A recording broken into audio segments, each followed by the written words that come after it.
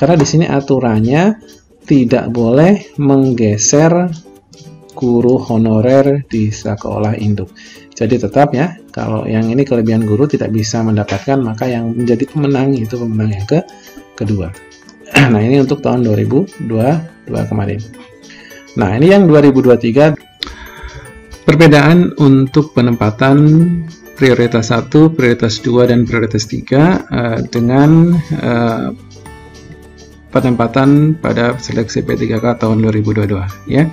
Oke, teman-teman semua, kali ini saya akan memberikan perbedaannya seperti apa ya. Karena untuk seleksi 2023 tentunya nanti akan segera dibuka juga perkiraan bulan September ya.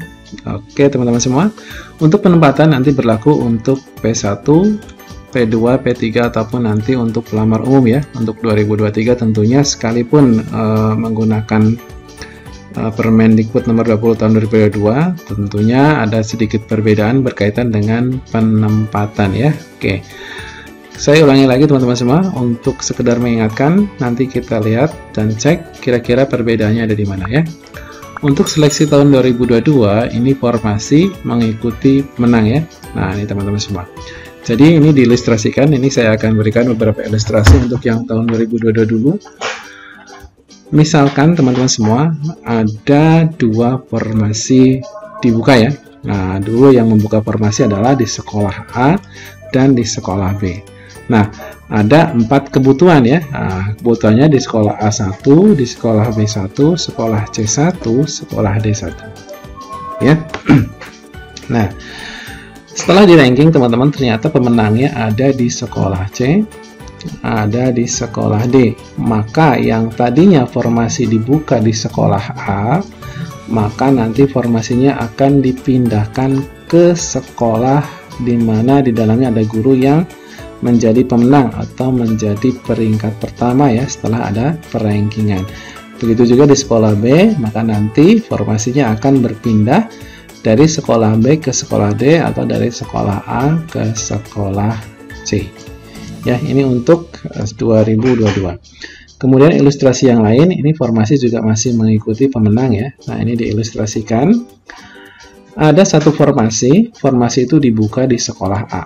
Ya, nah di sekolah A juga ada guru honorer di sini ya. Nah, kemudian di sekolah B itu tidak membuka formasi dan juga tidak ada guru honorernya di situ ya. Nah, di sekolah C ada kelebihan guru. Nah, sekolah C ada kelebihan guru, sekolah D juga ada kelebihan guru. Ya, formasinya sudah ada dan dibuka di sekolah A, gitu ya. Maka ini formasi tetap mengikuti pemenang.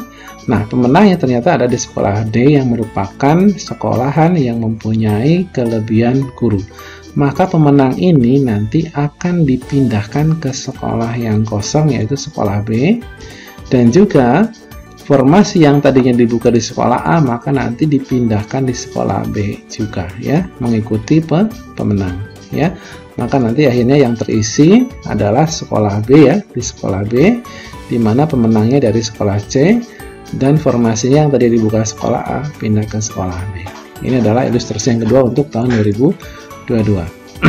Nah, untuk ilustrasi yang ketiga teman-teman semua. Nah, ilustrasi ketiga ini masing-masing ada satu kebutuhan. Di sekolah A satu kebutuhan formasi, sekolah B juga ada kebutuhan ya, kebutuhan ini bahkan ada dua kebutuhan ya. Di sini juga ada kebutuhan, tapi ternyata yang membuka itu ya, di sini ada satu guru honorer, di sini ada 2 honorer ya, kelebihan guru. Di sini ada 2 honorer, kelebihan guru. Tapi yang dibuka formasinya ada di sekolah A dan ada di sekolah B ya. Nah, setelah melewati perankingan ternyata pemenangnya ini ada di sekolah C dan ada di sekolah D. Nah, ini yang dapat adalah teman-teman semua yang menjadi pemenang kedua ya. Nah, ini berarti formasinya tetap diberikan untuk guru honorer yang menjadi pemenang kedua dan juga diberikan kepada guru honorer yang ada di sekolah B yang menjadi pemenang kedua. Kenapa bukan pemenang pertama? Karena di sini aturannya tidak boleh menggeser guru honorer di sekolah induk. Jadi tetap ya, kalau yang ini kelebihan guru tidak bisa mendapatkan, maka yang menjadi pemenang itu pemenang yang kedua. Nah, ini untuk tahun 2022 kemarin. Nah, ini yang 2023 beda teman-teman semua ya. Jadi, ini diilustrasikan bahwasanya instansi memiliki kebutuhan 4 formasi, yaitu di sekolah A, di sekolah B, sekolah C, dan sekolah D. Ini masing-masing ada 4 formasi. Ya, masing-masing kebutuhan 1. Kemudian dibuka 2 formasi di instansi. Nah, ini dibuka 2 instansi, 2 formasi di instansi. Maka nanti ini formasinya ada di dinas pendidikan, ya. Nah, kuota formasi terpakai, namun formasi tetap pada dinas pendidikan. Gitu ya. Nah, ternyata dari 4 pelamar ini, ternyata pemenangnya ada di sekolah C dan ada di sekolah D. Maka dari dinas langsung formasi itu diberikan ke pemenangnya, yaitu yang di sekolah C dan di sekolah D. Jadi ini tidak sekolah yang membuka, jadi dinas provinsi ini yang tetap memegang kendali, di mana dia tahu formasinya yang dibuka hanya 2, ya. Kebutuhannya memang butuh semua. Nah, langsung nanti formasi diberikan atau ditujukan ke sekolah yang mempunyai peringkat paling tinggi. Itu perbedaannya ya. Jadi yang 2023 ini sebenarnya sangat simpel sekali ya. Jadi teman-teman semua, sekalipun nanti di sekolah teman-teman semua ada kebutuhan, tapi formasinya tetap nanti akan diberikan kemana itu belum tahu, karena nanti akan melewati perankingan ya. Jadi A pun ada kebutuhan, B ada kebutuhan, tapi setelah di ranking ternyata yang tertinggi nilainya di sekolah D dan sekolah D, maka dinas pendidikan langsung mengarahkan formasi itu diberikan untuk pemenang, yaitu di sekolah yang bersangkutan. Itu bedanya ya. Kalau tadi ada beberapa simulasi, di 2023 cukup simpel teman-teman semua ya. Dan tentunya itu juga tidak akan terlepas dari mekanisme ini teman-teman semua ya. Mekanismenya adalah nanti penempatan prioritas 1 dulu, di mana nanti yang diutamakan dulu adalah THK 2 ya, THK 2 di ranking, kemudian honorer negeri, kemudian lulusan PPG, baru nanti guru swasta. Nah, nanti kalau hasil dari siswa, maka nanti akan dilanjutkan untuk THK 2 guru THK 2 ya, atau P2 prioritas 2. Nah, kemudian prioritas 3 bahkan nanti yang ke umumnya gitu ya. Nah, ini mekanisme PG itu ternyata yang pertama nanti adalah perankingan terhadap THK 2 dulu, kemudian baru honorer negeri, lulusan PG, baru swasta. Nah, mekanismenya seperti tadi ya. Misalnya ada THK di 4 sekolah, masing-masing 1 ya THK-nya. Formasinya ada 2, maka THK ini di ranking, yang tertinggi nanti diberikan ke sekolah itu untuk formasinya. Begitu teman-teman semua ya.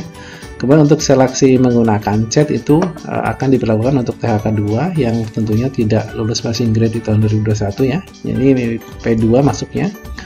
Kemudian untuk guru honorer, ini juga sekolah yang guru yang mengabdi di sekolah negeri tapi belum passing grade. Ini kategorinya adalah P3 ya. Kemudian lulusan program pendidikan guru, nah ini prajabatan ya. Nah, ini masuknya pelamar umum nanti. Kemudian guru non ASN. Nah, ini bisa dari swasta ataupun nanti dari sekolah negeri ya. Nah, ini tentunya harus yang terdaftar dapat kurang lebih 3 tahun. Guru swasta yang terdaftar dapat. Ini juga masuknya adalah P4. Ini dengan menggunakan chat ya.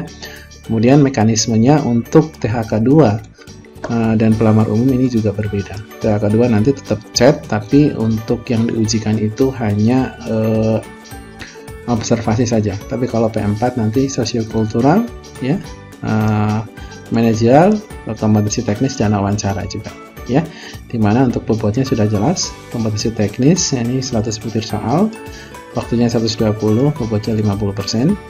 Manajerial ini 25 soal, waktu 25 menit, bobotnya 30%, tapi ini digabungan dengan sosiokultural ya, yang soalnya ada 20 dan 15 menit waktunya.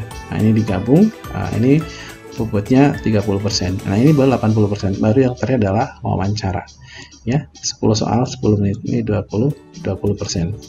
Kemudian untuk guru ini ada tambahan afirmasi teman-teman semua ya. 2023 masih menggunakan afirmasi sertifikat pendidik 100% dari kompetensi teknis, berapapun nilainya. Ketika dia adalah guru yang bersertifikat pendidik, maka nanti nilai kompetensi teknisnya adalah full ya. Nah, jadi 50% ya. Kemudian yang disabilitas ini juga dapat tambahan nilai atau afirmasi sebesar 10% dari kompetensi teknis, gitu ya. Nah, itulah perbedaan dari mekanisme penempatan guru ya untuk 2002 dan 2023. Oke, selamat siang, saya Iri. Assalamualaikum warahmatullahi wabarakatuh.